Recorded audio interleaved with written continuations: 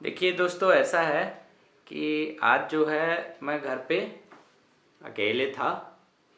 Madam तो चली गई गांव। अब वो आएंगी आराम से अगले महीने तक। तो मैं घर में जो है अकेले बढ़िया बिंदास, बहुत दिनों बाद सुकून मिला बढ़िया टीवी भी देखने के लिए। नहीं तो न्यूज़ नहीं देखने देती थी। तो क्या है कि देखिए, मुझे लगा यार आप लोगों के लिए एक वीडियो बना दूं। तो एक इम्पॉर्टेंट बात आप लोगों को बता रहा हूँ, आपके काम की इंटरव्यू से संबंधित ही है। देखिए, क्या है कि आप लोग जो एक सबसे बड़ी गलती करते हैं, मैंने चार चीज़ें महत्वपूर्ण चीज़ें बोली हुई थी कि समय, स्वास्थ्य, पैसा और संबंध। इन चारों चीज़ों को आप लोग पकड़ करके चलिए तो ज़िंदगी में परेशानी नहीं आएगी। और यही बात आपके जॉब पर भी लागू होती है, आपके कैरियर पर भी लागू होती है। अब आप लोग क्या करते हैं, इंटरव्यू अगर 26 तारीख को है तो आप लोग 15 दिन बाद उनको फ़ोन लगाएंगे, फिर सर बोलेंगे आपने वैकेंसी नहीं बताई। इंटरव्यू 2 बजे से अगर रहता है तो आप लोग 6 बजे जाएंगे, 8 बजे जाएंगे, कभी भी चले जाएंगे। ऐसा अपन को नहीं करना है। इन चीज़ों को अवॉइड करिए। जो इंटरव्यू जिस दिन है कोशिश करिए कि उसी दिन अपन पहुंच जाए तो ज़्यादा अच्छा रहेगा। क्या है कि बहुत सारे कैंडिडेट्स जाते रहते हैं, तो अगर दूसरे कैंडिडेट चले गए तो फिर आपका नंबर पीछे हो जाता है, सीधी सी बात है। और दूसरी चीज़ ये है कि जो भी चीज़ मैं वीडियो में बताता हूँ, जो भी चीज़ बोलता हूँ, उसको आप लोग पूरा ध्यान से सुना करिए।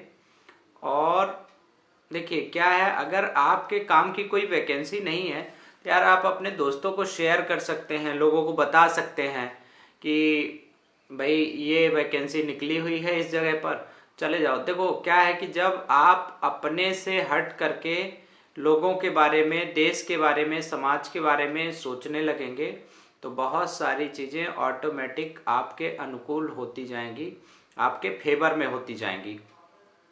कोई नेता, कोई मुख्यमंत्री, कोई प्रधानमंत्री आपकी मदद करने नहीं आएगा, ये ध्यान रख लो मेरी बात। और आपको अपनी मदद खुद ही करनी पड़ेगी, ये भी एक फैक्ट बता रहा हूं आपको। आप किसी मुख्यमंत्री से उम्मीद कर लें, किसी प्रधानमंत्री से उम्मीद कर लें, किसी सांसद विधायक से उम्मीद कर लें, तो आपकी कोई मदद नहीं करने आएगा। ये बिल्कुल एकदम 100%। अच्छा, एक दूसरी महत्वपूर्ण बात और, आज आप जिस तरीके से नौकरी के लिए परेशान हो रहे हैं, देश में जो परिस्थितियां चल रही हैं, जो स्थितियां आगे उत्पन्न होने वाली हैं, तो वो दिन दूर नहीं। अगर आज हम सब नहीं सचेत हुए तो वो दिन दूर नहीं जब हम सांस लेने के लिए भी परेशान हो जाएंगे। ऑक्सीजन का सिलेंडर भी खरीदना पड़ेगा अपन लोगों को। पानी तो खरीदना शुरू ही हो गया है, पानी तो हम सब खरीद ही रहे हैं। सांस लेने के लिए ऑक्सीजन भी खरीदनी पड़ेगी और उसका टेंडर भी गवर्नमेंट दे देगी अंबानी अडानी को। और फिर हम सब लोग बोलेंगे महंगाई बढ़ रही है। अब एक बहुत महत्वपूर्ण बात आप समझिए, आप 2 रुपए का कोई सामान खरीदते हैं तो उस पर कम से कम आप 10%, 15% टैक्स देते हैं। यानी कि आपने 30 पैसे, 40 पैसे, 20 पैसे उस पर टैक्स भरा। तो एक छोटी छोटी चीज से लेकर के और बड़ी बड़ी चीजों तक हम टैक्स भरते हैं, और इसी टैक्स पर जो है सरकार का खर्च चलता है। लेकिन चूंकि ये टैक्स सीधे तौर पर नहीं होता है तो बहुत सारे लोगों को इससे फर्क ही नहीं पड़ता। उन्हें पता ही नहीं कि हम टैक्स दे रहे हैं या नहीं दे रहे हैं। सीधे जाते हैं दुकान में, बोलते हैं भैया 10 वाला कोलगेट दे दो। यार जो कोलगेट अपन 10 रुपए में खरीद रहे हैं उस पर 3 रुपए, 4 रुपए टैक्स लगा हुआ है। कोलगेट तो 6 रुपए का ही था। तो जो अभी डीजल पेट्रोल की कीमतें बढ़ रही हैं, वहां भी यही फंडा है। पेट्रोल डीजल इतना महंगा नहीं है, एक्चुअली इस पर टैक्स इतना ज़्यादा लगा दिया जाता है कि आपको 100 रुपए लीटर वो डीजल पेट्रोल खरीदने के लिए मजबूर होना पड़ता है। एक चीज।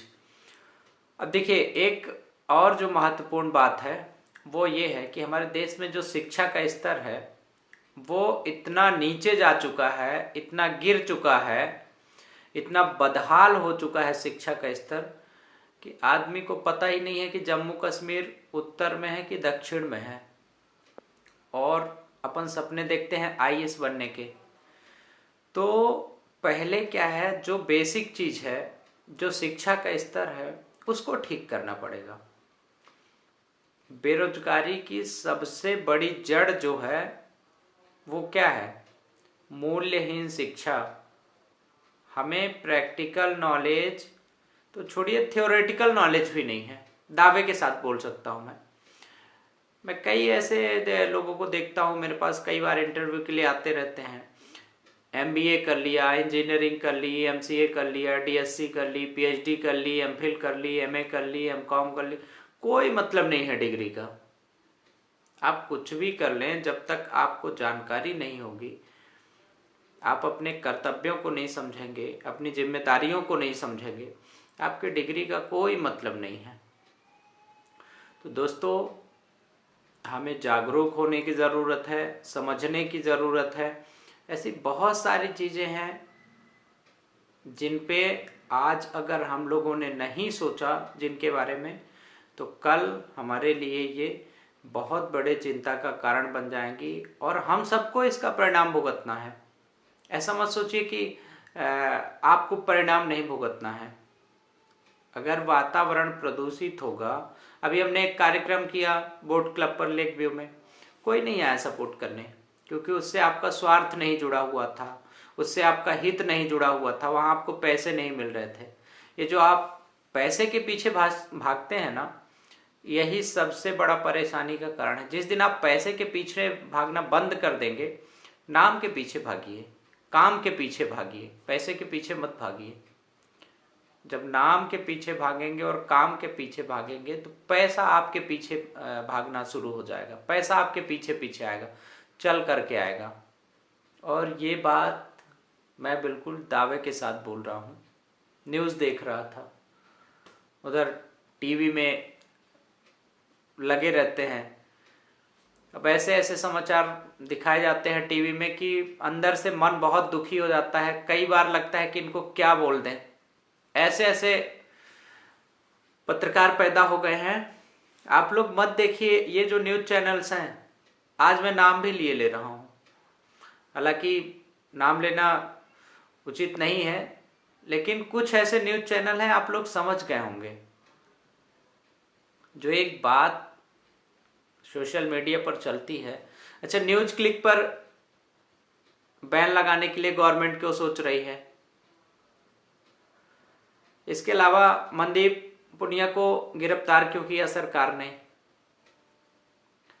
बहुत सारे ऐसे सवाल हैं जिनका जवाब आप लोग खोजिए, समझिए, गहराई तक जाइए, समस्या की जड़ कहाँ है। देखिए, जो देश का बुद्धिजीवी वर्ग है, अगर वो आज ये बात बोल रहा है कि देश का लोकतंत्र खतरे में पड़ता जा रहा है, इसका मतलब आप समझिए, बहुत गहराई से सोचिए। आज नहीं सोचे ना तो कल हम सब परेशान हो जाएंगे। देश में अभी भी सच्चाई बची हुई है, अभी भी ईमानदार पत्रकार जिंदा हैं। मैं ये नहीं आज नाम नहीं लूंगा, लेकिन इतना जरूर बोलूंगा कि बाकी न्यूज चैनल छोड़ करके रवीश कुमार को देखिए, एनडीटीवी देखिए, अभिसार शर्मा को देखिए, पुण्य प्रसून वाजपेयी को देखिए, तब आपको इस देश की सच्चाई समझ में आएगी, अंदर क्या हो रहा है। ये देश के ऐसे पत्रकार हैं जिन्होंने अपनी पत्रकारिता में सच्चाई को बनाए रखने के लिए बड़े बड़े न्यूज चैनल से रिजाइन कर दिया, या तो उनने खुद रिजाइन कर दिया या तो न्यूज चैनल वालों ने निकाल दिया, क्योंकि उनको सच्चाई बर्दाश्त नहीं हुई। तो दोस्तों, जागने की जरूरत है। और एक महत्वपूर्ण बात और बता रहा हूं, स्टाफ सॉल्यूशन के नाम पे आपसे अगर कोई फर्जीवाड़ा करता है या कोई आपसे पैसों की डिमांड करता है, तो उसकी शिकायत भी आप करना 9617367946 पर। ये स्टाफ सॉल्यूशन का हेल्पलाइन नंबर है। इस नंबर पे आप कंप्लेन जरूर करना और बताना। और स्टाफ सॉल्यूशन के नाम से अगर आप से कोई भी व्यक्ति, चाहे वो मध्य प्रदेश का हो या बाहर का हो, मेरे पास कई शिकायतें। और कमेंट बॉक्स में जब आप लोग नंबर डालते हैं तो एक कोई कंपनी वाला है, ये फैशन डिजाइनिंग वाला, कैंडिडेट्स को फोन लगा रहा है। मेरे पास कई शिकायतें आ चुकी, उसके झांसे में मत आना। और अब अगर किसी के पास फोन आता है तो उसका नंबर जरूर देना आप लोग मेरे को, उसकी मैं जरा क्या है खिंचाई करना है, मेरे को तरीके से उसकी खबर लेना है। स्टाफ सॉल्यूशन ऐसा कोई भी काम नहीं करती है और ना हम लोग कोई काम करते हैं।